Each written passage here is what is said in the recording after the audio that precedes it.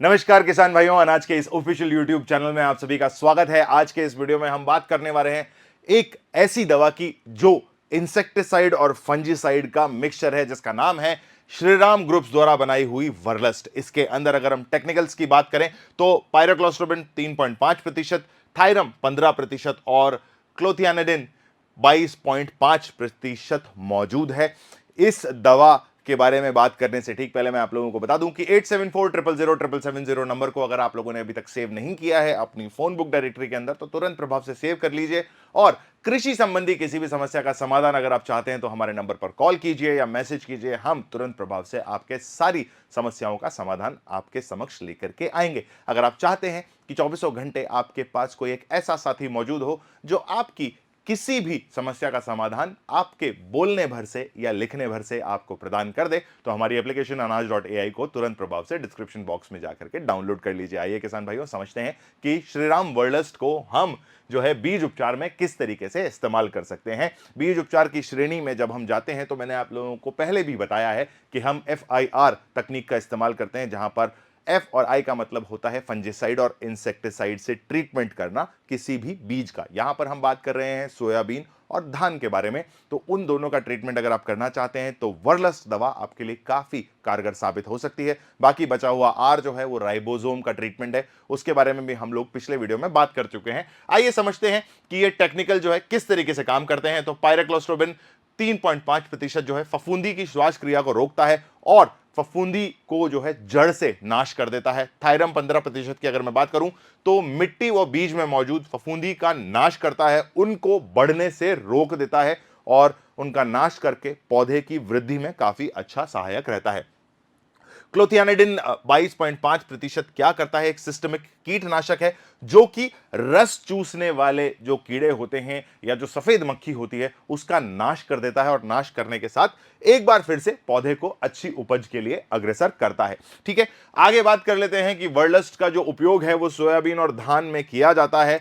Root rot के अंदर, collar rot के अंदर दीमक के साथ, या फिर आप सफेद मक्खी के केस में भी इसका इस्तेमाल कर सकते हैं। जड़ की गलन को रोकता है, अंकुर के समय पौधे को जो है मरने से रोकता है और रूट रॉट, कॉलर रॉट जो है वो पौधे को मार देता है। तो इसीलिए हम इस तकनीक का इस्तेमाल करते हैं, यानी कि आप बीज उपचार का जो इस्तेमाल करते हैं उनसे ये सारी चीजें जो है उनका आप कटाक्ष कर सकते हैं। जैसे जड़ का गलना, अंकुर के समय पौधे को मारना, जड़ को काट देती है दीमक, उसका भी आप इससे इलाज कर सकते हैं। और साथ ही साथ रस चूसने वाले जो कीट हैं जो पौधे को कमजोर करते हैं उनका भी आप इलाज वर्लस्ट दवा के साथ कर सकते हैं। ठीक है, पहले दिन से यह सुरक्षा प्रदान करता है, अंकुरण के समय ही फफूंदी का नाश कर देता है और दीमक को तुरंत प्रभाव से चट कर जाता है वर्लस्ट। आइए आगे बढ़ते हैं और बात करते हैं कि किस फसल में आप इसका इस्तेमाल कर सकते हैं। तो सोयाबीन की हम बात कर चुके हैं, धान की हम बात कर चुके हैं, साथ ही साथ मक्का और मूंग उड़द के अंदर भी आप इसका इस्तेमाल कर सकते हैं। और अगर हम बात करें तो एक बार फिर से बता दूं, सफेद मक्खी, दीमक, थ्रिप्स को ये जड़ से खत्म करता है। आइए किसान भाइयों आगे बढ़ते हैं और इसके डोसेज के बारे में बात करते हैं, जहां पर डोसेज को समझना बहुत ज्यादा जरूरी है। आप अगर किसी भी दवा का इस्तेमाल कर रहे हैं तो उसकी प्रिस्क्राइब्ड डोज का ही यूज करें, ज्यादा या कम इस्तेमाल ना करें। एक बार को अगर कम इस्तेमाल करेंगे तो हो सकता है आपको दोबारा इस्तेमाल करनी पड़ जाए, लेकिन अगर ज्यादा इस्तेमाल करेंगे तो हम जो है नुकसान की भरपाई किसी भी हाल में नहीं कर पाएंगे। इसीलिए कंपनी हर प्रोडक्ट के साथ उसकी डोज निर्धारित करके देती है और वो डोज है 8 से 10 ml प्रति किलोग्राम बीज। लेकिन क्या इन सभी फसलों में आप 8 से 10 ml प्रति किलोग्राम बीज इस्तेमाल करेंगे? जी हां, अगर आप क्विंटल के हिसाब से बात करें तो यही डोज जो है बढ़ करके 800 से 1000 ml के आसपास पहुंच जाएगी। आगे बात कर लेते हैं कि वर्लस्ट के फायदे क्या क्या हैं। तो फफूंदी और कीट दोनों का ये एक ही बार में नाश करती है, क्योंकि इसमें 3 अलग अलग टेक्निकल मौजूद हैं। साथ ही साथ बेहतर अंकुरण, बीज को जल्दी व पूरी तरीके से उगाता है, मिट्टी जनित फफूंदी को बीज से जो है अफेक्ट नहीं होने देता, या बीज को जो है मिट्टी जनित फफूंदी से बचाता है। अगर एक ही बार में उपचार चाहते हैं तो आप जो है इस दवा का इस्तेमाल कर सकते हैं। पौधे की नींव को, यानी कि बीज को जब ये मजबूती प्रदान करेगा तो पौधा अच्छे तरीके से बड़ा होगा, काफ़ी हरियाली आपके खेत में आपको नजर आएगी। और जब आप उपज की बात करेंगे तो उपज भी बहुत बढ़िया होगी, क्योंकि हमने जो है नींव काफ़ी अच्छी रखी होगी। दीमक व रस चूसने जैसे वाले कीटों का ये पूरी तरीके से नाश कर देता है। महत्वपूर्ण बातों के बारे में अगर हम बात करेंगे तो ये दवा जो है स्लरी फॉर्म में आती है, यानी कि गाढ़ा घोल होता है, तो इसको डब्बे में ही या बॉक्स के अंदर ही या बोतल के अंदर ही जो है आप बढ़िया तरीके से इसको हिला लीजिए, उसके बाद ढक्कन खोल के इस दवा को बाहर निकालिए। ठीक है, डोसेज यहां पर 1 ml कम हो गई है, तो मैं आपको वापस से बताना चाहूंगा कि 8 से 10 ml की डोज आप इस्तेमाल करें। नेपसैक स्प्रे का आप इस्तेमाल करें, साथ ही साथ वर्लस्ट को घोलकर बीज पर आराम आराम से प्यार से मलना है। ज्यादा जोर से रगड़ेंगे अगर आप, तो आपका जो सोयाबीन का बीज है वो चटक सकता है, जिस वजह से आपकी जो फसल है वो उगेगी ही नहीं या नुकसान जो है वो काफी ज्यादा हो सकता है। इसीलिए जो आप लेप लगा रहे हैं जब भी सोयाबीन के बीज के ऊपर सीड ट्रीटमेंट करते वक्त, तो हल्के हाथों से आपको इसको लगाना है। साथ ही साथ बीज उपचार के 24 घंटे के अंदर जो है आपको उस बीज को बो देना है, बुआई कर देनी है। ऐसा नहीं कि आप 3-4 दिन तक उस बीज को रखे रखे हैं, उसके बाद जब मर्जी आएगी तब बुआई करेंगे, ऐसा नहीं होगा। अगर आप ऐसा करते हैं तो नुकसान आपका हो सकता है। ठीक है, साथ ही साथ यह भी याद रखें कि उपचारित किए हुए बीज को सादा बीजों के साथ नहीं मिलाना है।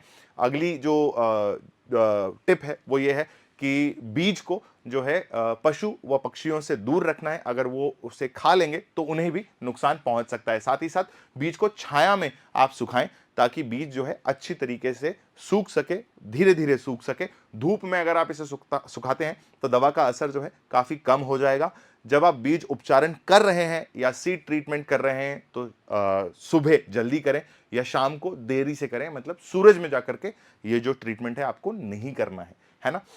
बात कर लेते हैं कुछ सावधानियों की। तो बीज उपचार करते समय आपको जो है मुंह पर मास्क पहनना है, आंखों पे चश्मा पहनना है, हाथों में दस्ताने पहनने हैं। अगर पीपीई किट का इस्तेमाल कर सकें तो बहुत ही बढ़िया है, क्योंकि इस दवा के संपर्क में आने पर आपको डॉक्टर की आवश्यकता पड़ सकती है। थोड़ा सा जो है केमिकल इसमें ज्यादा होता है। ठीक है, वर्लस्ट को बच्चों व पशुओं से आपको दूर रखना है, क्योंकि उनको इस दवा से सबसे ज्यादा नुकसान होता है।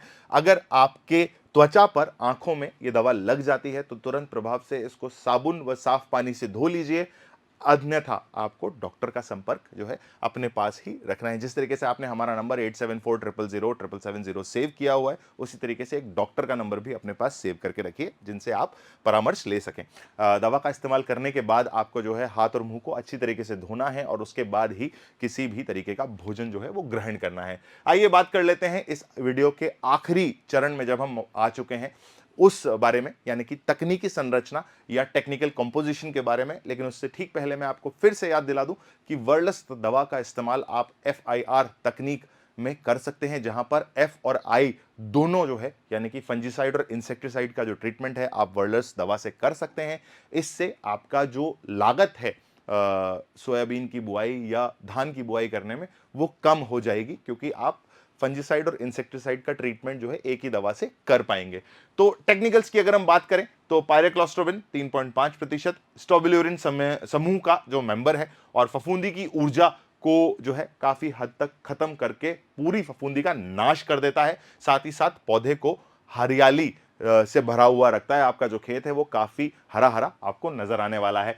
अगर हम बात करें थायरम 15% की, तो प्रोटेक्टिव फंजीसाइड यहां पर इसे बताया गया है, जो कि बीज की सतह पर मौजूद फफूंदी को अंकुरण से पहले ही नाश कर देता है और मिट्टी जनित फफूंदी को बढ़िया तरीके से नाश करके आपकी मिट्टी को भी काफी अच्छा व स्वस्थ बनाता है। क्लोथियानिडिन 22.5% की अगर हम बात करें तो निकोटिनॉइड समूह का सिस्टमिक इंसेक्टिसाइड है ये, और क्या करता है ये, व्हाइट फ्लाइज को अच्छी तरीके से नाश कर देता है, दीमक का नाश करता है और साथ ही साथ जो है थ्रिप्स का भी ये नाश बड़े अच्छे तरीके से करता है, जिससे आपका जो बीज है वो अंकुरण के बाद काफी अच्छी आवक आपको प्रदान करेगा। किसान भाइयों, अगर आपको इस दवा के बारे में कोई और जानकारी चाहिए या मुझसे कोई एक ऐसी जानकारी है जो छूट गई है जिस बारे में आप जानना चाहते हैं, तो हमारे नंबर 8740000770 पर आप कॉल करके भी वो जानकारी हासिल कर सकते हैं। अगर आप कॉल करने या व्हाट्सएप मैसेज करने में सक्षम नहीं है तो आप इस वीडियो के नीचे, डिस्क्रिप्शन के नीचे जो कमेंट सेक्शन है वहां पर आकर के भी अपना कमेंट या अपना सवाल हमसे पूछ सकते हैं। हमारी टीम आपके हर सवाल का जवाब देने के लिए तुरंत प्रभाव से आपके समक्ष आ जाएगी। ऐसे किसी और वीडियो में फिर से मुलाकात करेंगे किसान भाइयों, लेकिन उससे ठीक पहले अगर यह वीडियो पसंद आया हो तो इस पर एक लाइक जरूर से छोड़ के जाइएगा। और साथ ही साथ अगर आप चाहते हैं कि आपके बाकी किसान भाई जो आज तक सीड ट्रीटमेंट नहीं कर रहे हैं, बीज उपचार नहीं कर रहे हैं और उनके लिए वीडियो फायदेमंद हो सकता है, तो उन तक ये वीडियो जरूर से पहुंचाइए और हमारे साथ उस किसान भाई की मदद आप जरूर से करेंगे तो थोड़ी सी खुशी आपको भी मिलेगी, थोड़ी सी खुशी हमें भी मिलेगी। अगले ऐसे ही किसी और वीडियो में फिर से मुलाकात करूंगा, किसी और नई दवाई के साथ, किसी और नई जानकारी के साथ। तब तक के लिए जय हिंद, जय भारत।